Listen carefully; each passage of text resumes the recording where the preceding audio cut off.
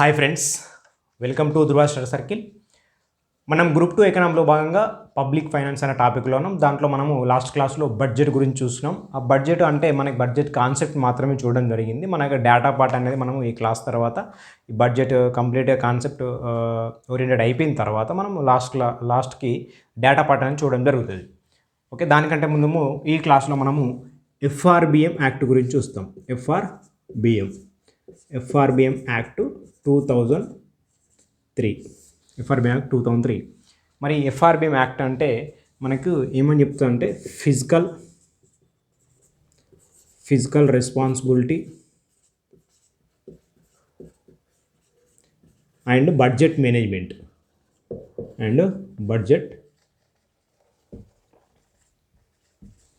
Physical responsibility and budget management మన తెలుగులో చూస్తే ఏంటంటే ఆర్థిక బాధ్యత మరియు బడ్జెట్ నిర్వహణ అని చెప్పేసి ఈ చట్టం మనకి చెప్తుంది. మరి దీంట్లో ఈ చట్టంలో మనకి ఏముంది అంతర్గతంగా చూస్తే ఇక్కడ మనం అన్నాం ఫిజికల్ రెస్పాన్సిబిలిటీ అంటే ఆర్థికంగా బాధ్యత. మరి ఆర్థికంగా దీనికి సంబంధించిన మన బడ్జెట్లో మనం మాట్లాడుకునేది ఏంటంటే రెవెన్యూ లోడ్ గురించి మాట్లాడుకున్నాం. రెవెన్యూ లోటు, ఈ రెవెన్యూ లోటును క్రమక్రమంగా తగ్గించుకుంటూ పూర్తిగా తొలగించాలి. అంటే 0% పూర్తిగా తొలగించాలి, 0%కి తీసిపడేయాలి దీన్ని రెవెన్యూ లోటు అనేది. అంటే రెవెన్యూ లోటు అంటే ఏంది మనకు అంటే మనం ఏదైతే రెవెన్యూ రాబడి అదే రెవెన్యూ వ్యయం, రెవెన్యూ రాబడి కంటే రెవెన్యూ వ్యయం ఎక్కువ ఉంటే రెవెన్యూ లోటు అని చెప్పేసి చెప్పుకున్నాం మనం లాస్ట్ క్లాస్లో. అదేవిధంగా కోశ లోటు. మరి ఈ కోశ లోటుని క్రమక్రమంగా తగ్గించుకుంటూ చివరికి మనకు 3%కి నియంత్రించుకోవాలి. అదేవిధంగా మనకి ఇంకోటి పన్ను జీడిపి నిష్పత్తి క్రమంగా పెంచుకోవాలి. కోశ లోటు అంటే ఆల్రెడీ మనం మాట్లాడుకున్నాం. ఆల్రెడీ మనకున్న బడ్జెట్ లోటుకి మళ్ళీ అదనంగా కొత్త రుణాలు యాడ్ అయితే మనం కోశ లోటు అంటున్నాం. అంటే ఒక ఆర్థిక సంవత్సరంలో ఏవైతే కొత్త రుణాలు చేస్తామో దాన్ని మనం కోశ లోటు అని చెప్పేసి చెప్పుకున్నాం. ఈ కోశ లోటును మనము 3%కు తీసుకొచ్చుకోవాలి, అంటే నియంత్రించుకోవాలి, కంట్రోల్లో పెట్టుకోవాలి 3% వరకు. అదేవిధంగా పన్ను జీడిపి నిష్పత్తి. ఈ పన్ను జీడిపి నిష్పత్తి అంటే మనకు జీడిపిలో భాగంగా మనకు ట్యాక్స్ పర్సంటేజ్ అనేది పెరగాలి. పన్ను జీడిపి నిష్పత్తి అనేది పెరగాలి. మనం పన్నును ఎప్పుడైతే పే చేస్తామో పే చేయడం అనేది వారి సంఖ్య పెరగాలి. అదేవిధంగా పన్ను శాతం కూడా మనము కట్టే వారి సంఖ్య అనేది పెరగాలి. దాన్ని మనం పన్ను జీడిపి నిష్పత్తి అని చెప్పేసి చెప్పుకుంటాం. ఇట్లా ఈ 3 అంశాల గురించి ఏదైతే చెప్తో దాన్ని మనము ఎఫ్ఆర్బిఎం యాక్ట్ అని చెప్పేసి మాట్లాడుకుంటున్నాం. వీటి గురించి మనము ఈ క్లాస్లో చూస్తాం. మరి ఈ రెవెన్యూ లోట్ అనేది 0% అన్నాం కదా. ఈ రెవెన్యూ లోట్ అనేది ఒకేసారి కాకుండా మనకు ప్రతి సంవత్సరం ఒక 0.5% చొప్పున తగ్గించుకుంటూ మనకి టార్గెట్ ఏంటంటే 2009 మార్చి వరకు మనకు 0 చేసుకోవాలి. ఫస్ట్ టార్గెట్ పెట్టుకుంటే అక్కడ రీచ్ కాలేకపోయినాం. దాని తర్వాత 2016, 17 అక్కడ కూడా రీచ్ కాలేకపోయినాం. ప్రస్తుతానికి మనకు 2023 మార్చ్ వరకు మనం 0% చేసుకోవాలని చెప్పేసి టార్గెట్ పెట్టుకున్నాం. అది అంతటితో ఈ ఎకనామిక్ అనేది కంటిన్యూ అవుతుంది. ఇది మనకు రెవెన్యూ లోటు గురించి, రైట్. మొత్తానికి ఫైనల్గా మనం రెవెన్యూ లోటుని ఏం చేయాలి? 0 చేయాలి, అంటే తీసిపారేయాలి లేదా తొలగించాలి, అంటే లేకుండా చేసుకోవాలని అర్థం. అదేవిధంగా కోశ లోటు. ఈ కోశ లోటు అనేది మనకి ఫైనల్గా 3% అని ఉంటుంది కదా. అంటే ఒకటేసారి తీసేస్తామా? తీసేయము. ఎట్లా అంటే ఎవ్రీ ఇయర్ మనకు 0.3% చొప్పున తొలగించుకుంటూ కంట్రోల్ చేసుకుంటూ దాన్ని 2008 వరకు మనకి 3%కి రావాలి. మళ్ళీ అక్కడ టార్గెట్ రీచ్ కాలేకపోయాం కాబట్టి మనకు ఫైనల్గా 2019-20 టార్గెట్ పెట్టుకోవడం జరిగింది. ఇక్కడ మనకి 2019-20లో కరోనా ఇయర్ కాబట్టి మళ్ళీ మనకు కోశ లోటు అనేది అక్కడ కొంత 2000 నుంచి పెరిగిన తర్వాత దాని తర్వాత 2019-20కి టార్గెట్ పెట్టుకోవడం జరిగింది. దాని తర్వాత కూడా మనకి రీచ్ కాలేక 2026 వరకు మనకు టార్గెట్ అనేది ఉంది. ప్రస్తుతానికి కోశ లోటు యొక్క టార్గెట్ 2026 వరకు అన్న మనము 3%కి తగ్గించుకోవాలి, కంట్రోల్ చేసుకోవాలని చెప్పేసి మనము టార్గెట్ పెట్టుకోవడం జరిగింది ఎఫ్ఆర్బిఎం యాక్ట్ ప్రకారం, రైట్. ఈ పన్ను జీడిపి నిష్పత్తి గురించి మాట్లాడితే యాక్చువల్గా మనకి అభిలషణీయమైన పన్ను జీడిపి నిష్పత్తి పర్సంటేజ్ ఎంత అంటే మనం అక్కడ మాట్లాడుకున్నాం పన్నుల రకాల దాంట్లో 25% ఉండాలి. రైట్. ఈ 25%ని మనము ఏ విధంగా అంటే అభిలషణీయమైన పన్ను జీడిపి నిష్పత్తి అని చెప్పేసి చెప్పుకుంటాం. ఈ విధంగా ఈ రేంజ్కి దీన్ని తీసుకురావాలని చెప్పేసి పన్ను జీడిపి నిష్పత్తి చెప్పడం జరుగుతుంది. రైట్. మరి ఇది కూడా మనకు ఒక లక్ష్యం. వీటితో పాటు దీన్ని 0% చేయాలి, రెవెన్యూ లోటును, కోశ లోటును 3% చేయాలి, పన్ను జీడిపి నిష్పత్తిని మనకి అభిలషణీయమైన స్థాయికి తీసుకురావాలి. ఇట్లా మనకు ఏ విధంగా ఉంటుందంటే ఈ ఎఫ్ఆర్బిఎం యాక్ట్ని కేంద్రం సెంట్రల్ గవర్నమెంట్ ఉంటుంది కదా, అది పాటించుకుంటూ రాష్ట్రాలకు ఏవైతే పాటిస్తాయో కేంద్రం స్వయంగా పాటించాలి. కేంద్రం అనేది స్వయంగా పాటించి రాష్ట్రాలకి పాటించేటట్టు చేస్తూ, ఒకవేళ పాటించిన వాటికి ఏ విధంగా అంటే వడ్డీ రాయితీలు కావచ్చు, ఓకే, రుణాల రాయితీలు కావచ్చు, ఓకే, అదేవిధంగా వడ్డీ మాఫీలు కావచ్చు, రుణ మాఫీలు కావచ్చు, ఇలాంటి ఫెసిలిటీస్ అన్నీ ఎంకరేజ్మెంట్ కోసం కల్పించడం జరుగుతుంది సెంట్రల్ గవర్నమెంట్ మనకి. రైట్. సెంట్రల్ గవర్నమెంట్ అనేది మనకి ఎంకరేజ్మెంట్ కోసం వీటిని కల్పించడం జరుగుతుంది. ఎట్లా అంటే వడ్డీ రాయితీ, రుణ రాయితీ, ఓకే, మనకి మాఫీలు, ఈ విధంగా మనకి సెంట్రల్ గవర్నమెంట్ అనేది కల్పించడం జరుగుతుంది. అట్లా మనకి స్వయంగా మనకు మొట్టమొదట ఈ ఎఫ్ఆర్బిఎం యాక్ట్ని పాటించి చూపించింది ఏదంటే మనకి ఏపీ రాష్ట్రం స్వయంగానే. రైట్. ఇట్లా మనకు సెంట్రల్ గవర్నమెంట్ ఏం చేస్తుందంటే కేంద్రం మనకి ఫిజికల్ రెస్పాన్సిబిలిటీ లెజిస్లేటివ్ అనే ఒక శాసనం ఏర్పాటు చేసి దీని ద్వారా ఈ ఎఫ్ఆర్బిఎం యాక్ట్ని ఇంప్లిమెంట్ చేయడానికి ట్రై చేస్తూ ఉంటుంది. రైట్. ఏంటిది? ఫిజికల్ రెస్పాన్సిబిలిటీ లెజిస్లేటివ్ అనే శాసనం ఏర్పాటు చేసుకొని దీని ద్వారా ఇంప్లిమెంట్ చేయడానికి, రాష్ట్రాలను ఇంప్లిమెంట్ చేయడానికి ప్రోత్సాహం అనేది ఇవ్వడం జరుగుతుంది. అట్లా మరి ప్రోత్సాహం ఇచ్చి ఫైనల్గా మనకి మొత్తానికైతే 3% కోశ లోటుని 3%కు తీసుకురావాలి, లేదు రెవెన్యూ లోటును 0%కు తీసుకురావాలి. ఈ విధంగా ఎంకరేజ్మెంట్ అనేది చేస్తూ ఉంటుంది. అట్లా మనకి ఈ విధంగా ఏవైతే రాష్ట్రాలు మనకి 0% సాధించినాయో, ఇదే విధంగా 14th ఫైనాన్స్ కమిషన్ ఏమని చెప్తా అంటే 14th ఫైనాన్స్ కమిషన్ మనకి ఆ టైంలో ఒక 6 రాష్ట్రాలు మనకి రెవెన్యూ లోటును 0% తీసుకొస్తాయి. రైట్. రెవెన్యూ లోటును 0% తీసుకొచ్చిన రాష్ట్రాలు 6. అవి ఏంటంటే మనకి మహారాష్ట్ర, అదేవిధంగా బీహార్, ఛత్తీస్గఢ్, కర్ణాటక, ఒడిస్సా, తెలంగాణ. ఓకే. మహారాష్ట్ర, బీహార్, ఛత్తీస్గఢ్, కర్ణాటక, ఒడిస్సా, తెలంగాణ. ఈ రాష్ట్రాలు మనకి రెవెన్యూ లోటును 0% అనేది చేయడం జరిగింది 14th ఫైనాన్స్ కమిషన్ ప్రకారం, అంచనా ప్రకారం. ఇవి ఏవైతే ఈ 6 రాష్ట్రాలు మనకు రెవెన్యూ లోటును 0% చేసినాయో వీటికి ఒక మినహాయింపు ఇచ్చింది. అంటే ఏంటంటే అది మన కోశ లోటు ఎంత ఉండాలంటే 0% ఉండాలి, 3% ఉండాలి, 3% ఉండాలి. అయితే వీటికి మినహాయింపు ఏంటంటే 3.5% ఉన్నా పర్వాలేదు. ఓకే. 14th ఫైనాన్స్ ప్రకారం 0% సాధించిన 6 రాష్ట్రాలు ఏవైతే ఉన్నాయో వాటికి ఒక మినహాయింపు ఉంది. కోశ లోటు అనేది 3.5% ఉన్నా పర్వాలేదు అని చెప్పేసి వీటికి ఇవ్వడం జరిగింది. ఇప్పుడు ఈ 0% సాధించిన వాటికి కేంద్రం ఏదైతే రుణమాఫీలు కానీ, వడ్డీ మాఫీలు కానీ, ఓకే, రాయితీలు కానీ ఇలాంటివి ఆల్రెడీ వీటికి అందిస్తాయి. అదేవిధంగా దీంట్లో ఈ 3.5% ఉన్నా పర్లేదు అలాంటి మినహాయింపులు, అలాంటి ఎంకరేజ్మెంట్ అనేది వీటికి అందడం జరుగుతుంది ఈ రాష్ట్రాలకి, 6 రాష్ట్రాలకి. అయితే దీని మీద మనకి ఒక రివ్యూ కమిటీ అనేది వేయడం జరుగుతుంది. ఎప్పుడంటే 2016లో. దేని మీద అంటే ఎఫ్ఆర్బిఎం రివ్యూ కమిటీ. 2016లో ఎఫ్ఆర్బిఎం రివ్యూ కమిటీ అనేది ఒకటి వేయడం జరుగుతుంది. ఈ ఎఫ్ఆర్బిఎం రివ్యూ కమిటీ చైర్మన్ ఎవరంటే మనకి ఎన్కే సింగ్. మనకి సభ్యులు ఉంటారు కదా, గుర్తుపెట్టుకోవాల్సిన అవసరం ఉన్నది. ఎఫ్ఆర్బిఎం రివ్యూ కమిటీ 2016లో చైర్మన్ మనకి ఎన్కే సింగ్. మనకి సభ్యులు వచ్చేసి ఉర్జిత్ పటేల్,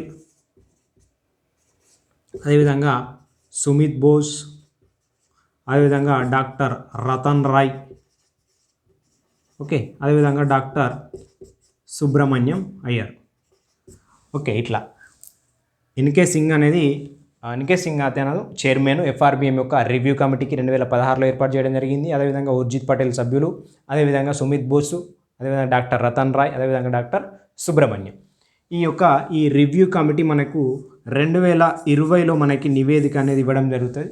ఈ 2020 నివేదికలో ఇది ఒక సూచన చేస్తుంది ఏంటంటే, మనం కోశ లోటుని రెవెన్యూ లోటు అయితే మనకి 0% ఉండాలి, కోశ లోటుని మనకు 2.5% మాత్రమే ఉండాలని చెప్పేసి చెప్తుంది. అదేవిధంగా ఈ ఎఫ్ఆర్బిఎం యాక్ట్ యొక్క స్థానంలో కొత్త చట్టం తీసుకురావాలని చెప్పేసి నివేదిక ఇవ్వడం జరుగుతుంది 2020లో. దీని యొక్క చైర్మన్ గుర్తుపెట్టుకోవాలి, సభ్యులు గుర్తుపెట్టుకోవాలి, మనకి ఏ ఇయర్లో ఎఫ్ఆర్బిఎం రివ్యూ కమిటీ వేసింది అని చెప్పేసి గుర్తుపెట్టుకోవాలి. ఓకే, ఈ విధంగా మనకి వారి చేసిన సూచనలు ఏంటి అని చెప్పేసి కూడా మనం గుర్తుపెట్టుకోవాల్సిన అవసరం ఉంది. రైట్, ఇట్లా మనకి ఇది ఎఫ్ఆర్బిఎం గురించి చెప్తుంది. ఫైనల్గా మనం గుర్తుపెట్టుకోవాల్సింది ఏంటంటే, ఎఫ్ఆర్బిఎం యాక్ట్ అంటే ఏం లేదు, రెవెన్యూ లోటు 0% చేయడం, కోశ లోటుని మనకి 3%కు కంట్రోల్ చేయడం, అదేవిధంగా పన్ను జీడిపి నిష్పత్తిని పెంచుకోవడం. ఇక్కడ మనము 2023లో మనకు జరిగిన గ్రూప్ 4లో దీని మీద క్వశ్చన్ అనేది రావడం జరిగింది. అంటే కింది వాటిలో ఎఫ్ఆర్బిఎంకి సంబంధించిన అంశాలు ఏవి అని చెప్పేసి అడగడం జరిగింది, మనము చూసుకోవచ్చు. అయితే ఇప్పుడు మనకు కోశ విధానం, ఓకే, దీంట్లో భాగంగానే మనము కోశ విధానం అనేది చూస్తాం. దీన్నే ఫిజికల్ పాలసీ. కోశ విధానం అంటే ఏవైతే ప్రభుత్వానికి సంబంధించిన పన్నులు కావచ్చు, ప్రభుత్వానికి సంబంధించిన వ్యయం కావచ్చు, ఓకే, ప్రభుత్వ రంగానికి సంబంధించిన ఆర్థిక నిర్వహణ కార్యక్రమాలు ఏవైతే ఉంటాయో దాన్ని మనము ఆ నిర్వహణని కోశ విధానం లేదా ఫిజికల్ పాలసీ అని చెప్పచ్చు. మళ్ళీ ఒకసారి, దానికి సంబంధించిన ప్రభుత్వానికి సంబంధించిన పన్నులు కావచ్చు, దానికి ప్రభుత్వానికి సంబంధించిన వ్యయం కావచ్చు, ఓకే, ఆర్థిక కార్యకలాపాలకు సంబంధించిన ఇతర ప్రభుత్వ రంగాలకు సంబంధించిన అంశాల గురించి నిర్వహణ ఏవైతే చేస్తామో దాన్ని మనం ఫిజికల్ పాలసీ లేదా కోశ విధానం అని చెప్పేసి అంటాం. మరి ఈ కోశ విధానాన్ని ఎవరు నిర్వహిస్తారంటే కేంద్ర ప్రభుత్వం. కేంద్ర ప్రభుత్వం. కోశ విధానకర్త ఎవరంటే కేంద్ర ప్రభుత్వం. మరి అదేవిధంగా మనకి ద్రవ్య విధానం ఉంటుంది. ఈ ద్రవ్య విధానకర్త ఎవరంటే ఆర్బీఐ. ద్రవ్య విధానం అంటే ఏం లేదు, మానిటరీ పాలసీ అంటారు దీన్నే. అంటే మనకి కరెన్సీ సంబంధించి, ఓకే, అది మనకు ద్రవ్య విధానం. దీన్ని మనము కోశ విధానం అంటున్నాం. కోశ విధానకర్త ఎవరంటే కేంద్ర ప్రభుత్వం.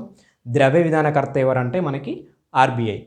మనకు జనరల్గా 1929-30 కంటే ముందు మనకి ఏ విధంగా ఉండేదంటే ద్రవ్య విధానానికి ఎక్కువ ప్రాముఖ్యత ఉండేది. ద్రవ్య విధానానికి మనకి 2029-30లో మనకి ఆర్థిక మాంద్యం అనేది వస్తుంది. ఈ ఆర్థిక మాంద్యం వచ్చినప్పుడు మనకి ఈ కోశ విధానం యొక్క ఇంపార్టెన్స్ అనేది మనకి ఏర్పడడం జరుగుతుంది. దాన్ని అప్పటి నుంచి మనకి ఈ కోశ విధానమే ఎక్కువ ప్రాముఖ్యత కలిగిన అంశంగా చూసుకోవచ్చు. మరి ఈ కోశ విధానాన్ని ఎవరు ఫేమస్ చేసిందంటే మనకి జేఎం కీన్స్. ఎవరంటే జేఎం కీన్స్. రైట్, కోశ విధానాన్ని దాన్ని హైలైట్ చేసిన వాళ్ళు ఎవరంటే జేఎం కీన్స్. అయితే దీంట్లో మనం మెయిన్గా చూసుకోవాల్సింది ఏంటంటే, ఈ కోశ విధానంలో అంటే మన ప్రభుత్వానికి సంబంధించిన పన్నులు అని చెప్పుకున్నాం, అదేవిధంగా రాబడి కానీ వ్యయాలు కానీ, అదేవిధంగా ఇంకేమంటామంటే ఈ ఆర్థిక సంబంధించిన కార్యకలాపాలు అని చెప్పేసి చెప్పుకున్నాం. మరి కోశ విధానం ఎవరని చెప్తున్నాం అంటే కేంద్ర ప్రభుత్వం అని చెప్పేసి చెప్పుకున్నాం. ఈ కేంద్ర ప్రభుత్వానికి మనకు అధికంగా రాబడి ఇచ్చేది ప్రస్తుతానికి అయితే ఏదంటే మనకు రెవెన్యూ రాబడి. రైట్, రెవెన్యూ రాబడి అంటే మనం ఆల్రెడీ మాట్లాడుకున్నాం. ఈ రెవెన్యూ రాబడిలో కూడా మరి ఏంటిది అంటే పన్నులు. రైట్, పన్నులు ఎక్కువ ఇస్తాయి. మనం ఏం మాట్లాడుకుంటున్నాం, కేంద్ర ప్రభుత్వానికి అధిక రాబడిని ఇచ్చే అంశం ఏది అంటే రెవెన్యూ రాబడి. ఈ రెవెన్యూ రాబడిలో కూడా ఏంటి అంటే మళ్ళీ రెండు మాట్లాడుకున్నాం, పన్నులు మాట్లాడుకున్నాం, పన్నేతర రాబడి కూడా మాట్లాడుకున్నాం. ఫస్ట్ అయితే అధిక రాబడిని ఇచ్చేది పన్నులు. మరి పన్నుల్లో కూడా అధిక రాబడిని ఇచ్చేది ప్రత్యక్ష పన్నుల్లో ఏదంటే కార్పొరేషన్ ట్యాక్స్. మరి పరోక్ష పన్నుల్లో చూసుకుంటే జిఎస్టీ. మరి ఓవరాల్గా మొత్తానికి పన్నుల్లో ఎక్కువ ఆదాయం ఇచ్చేది ఏది అంటే మళ్ళీ జిఎస్టీనే. పరోక్ష పన్నులో భాగంగానే జిఎస్టీ ఉంటుంది, అదేవిధంగా ఓవరాల్గా చూసుకున్నా కూడా మనకి జిఎస్టీనే ఉంటుంది. అదేవిధంగా దాని తర్వాత మనకు వచ్చేసి పన్నేతర రాబడి ఉంటుంది. రైట్, పన్నేతర రాబడి అంటే మనకు తెలుసు, మనకు పిఎస్యుల లాభాలు డివిడెండ్లు అని చెప్పేసి లాస్ట్ క్లాస్లో మనం మాట్లాడినాం. దాని తర్వాత వడ్డీ రాబడులు. పిఎస్లో లాభాలు డివిడెండ్ల తర్వాత వడ్డీ రాబడి ఇవి ఏంటంటే పన్నేతర రాబడి. పన్నుల్లో భాగంగా అయితేనేమో ఎక్కువ ఇచ్చేది మనకి ప్రత్యక్ష పన్నులో భాగంగా కార్పొరేషన్ ట్యాక్స్ అని చెప్పి చెప్పుకున్నాం. అదేవిధంగా పరోక్ష పన్నులు అయితేనే జిఎస్టీ, ఓవరాల్గా చూసుకున్నా కూడా జిఎస్టీనే. రైట్. ఇట్లా దీని తర్వాత మరి ఇది రెవెన్యూ రాబడి కదా.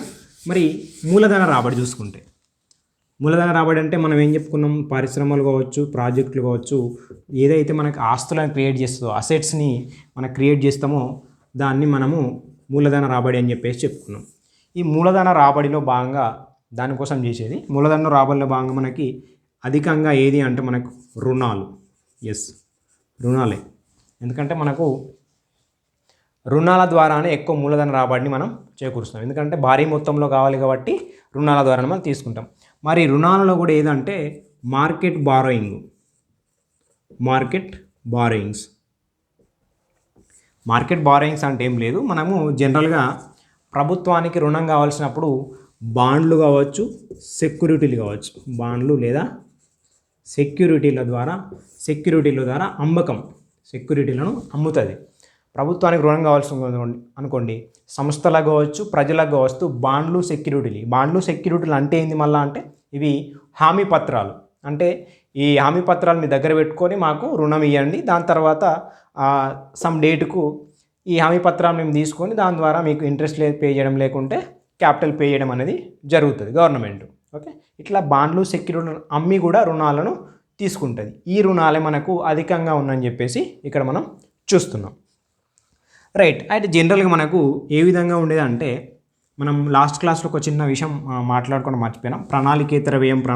ఇలా మనం ఈ క్లాస్ అయిపోయిన తర్వాత మాట్లాడతాం. ప్రణాళికేతర వ్యయం కాడ మనం చూడాలి ప్రణాళికేతర వ్యయం. అయితే మనకు జనరల్గా ఫస్ట్ ఏముండేదంటే ప్రణాళికేతర వ్యయం మనకి అధికంగా మనకి వ్యయం అనేది ఉండేది, ప్రణాళికేతర వ్యయం. దాని తర్వాత మనకు 2016-17లో పథకాలేతర వ్యయం అనేసి వచ్చింది, పథకాలేతర వ్యయం. ఇప్పుడు ప్రస్తుతానికైతే మనకి ఏ వ్యయం ఎక్కువ ఉన్నదంటే రెవెన్యూ వ్యయం. మనకు ఏ రాబడి ఎక్కువ ఉన్నదంటే మనకి మూలధన రాబడిలో భాగంగా రుణాలు ఉన్నాయి. ఓకే, రెవెన్యూ రాబడిలో భాగంగా పన్నులు ఉన్నాయి. మనకు ఫస్ట్ అందుకే బడ్జెట్ కాన్సెప్ట్స్, బడ్జెట్ టర్మినాలజీని అర్థమైతే ప్రతిదీ కూడా మనకి ఈజీగా ఉంటుంది. రైట్. ప్రణాళికేతర వ్యయం అనేది మొదటిగా మనకి ఎక్కువ ఉండేది. 2016-17 నుంచి దాన్ని పథకాలేతర వ్యయంగా వ్యవహరిస్తున్నాం. అప్పుడు అది పథకాలేతర వ్యయం ఎక్కువైంది. ప్రస్తుతానికి మనం దీన్ని ఎట్లా ట్రీట్ చేస్తున్నాం అంటే రెవెన్యూ వ్యయంగా మాత్రమే చేస్తున్నాం. ఇప్పుడు ప్రస్తుతానికి రెవెన్యూ వ్యయం మాత్రమే ఎక్కువ ఉంది. మరి రెవెన్యూ వ్యయంలో ఏ అంశాలు ఉంటాయంటే మనకు ప్రధానంగా వడ్డీ చెల్లింపులు,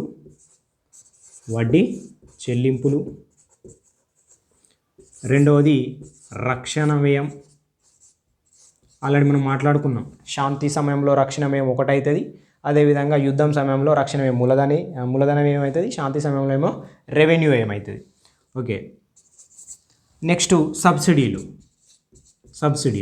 అంటే ఇది ఏమని మాట్లాడుకున్నాం, రెవెన్యూ వ్యయం అనేది మనకు అధికంగా ఉన్నది, అందులో మళ్ళీ టాప్ లేదుందంటే వడ్డీ చెల్లింపులు ఉన్నది, రెండోది రక్షణ వ్యయం ఉన్నది, మూడోది సబ్సిడీలు ఉన్నాయి.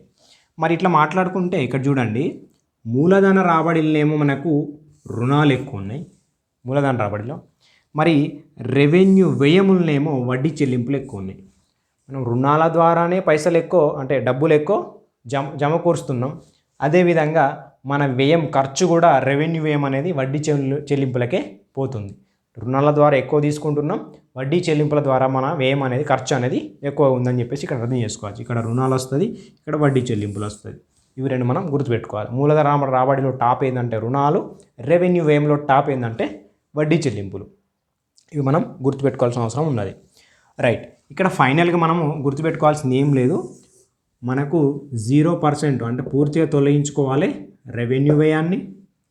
ఓకే, రెవెన్యూ లోటును 3%కు తీసుకురావాలి కోశ లోటును. ఇది ఒక ప్రభుత్వం యొక్క ఉద్దేశం.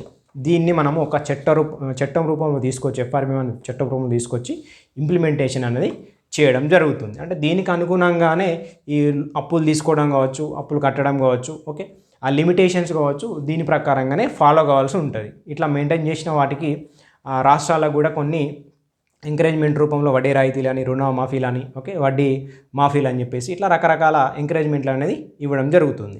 రైట్, ఇక్కడ మనము ప్రణాళిక వ్యయము, ప్రణాళికేతర వ్యయం అని చెప్పేసి మాట్లాడుకున్నాం లాస్ట్ క్లాస్లో. ఈ ప్రణాళిక వ్యయం అనేది మనకు ఫస్ట్ 1951లో రెవెన్యూ వ్యయము అదేవిధంగా మూలధన వ్యయం అని చెప్పేసి ఉండే. దీన్ని తిరిగి మళ్ళీ ప్రణాళిక వ్యయము, ప్రణాళికేతర వ్యయం అని చెప్పేసి విభజించింది. కానీ 1988 నుంచి దీన్ని ఏం చేశారంటే మొట్టమొదట ప్రణాళిక వ్యయము, ప్రణాళికేతర వ్యయం అని చెప్పేసి డివైడ్ చేసి తిరిగి దీన్ని మళ్ళా రెవెన్యూ వ్యయము అదేవిధంగా మూలధన వ్యయం అని చెప్పేసి డివైడ్ చేయాలి. ఇది జస్ట్ ఫ్యాక్ట్ బేస్డ్ కాన్సెప్ట్ ఏం లేదు దీంట్లో, జస్ట్ ఏంటంటే ఇయర్స్ గుర్తుపెట్టుకోవడానికి. 1951 ఫస్ట్ రెవెన్యూ వ్యయం, మూలధన వ్యయం అని డివైడ్ చేసి దాన్ని మళ్ళీ ఎట్లా డివైడ్ చేసిందంటే ప్రణాళిక వ్యయము, ప్రణాళికేతర వ్యయం అని చెప్పేసి డివైడ్ చేసింది.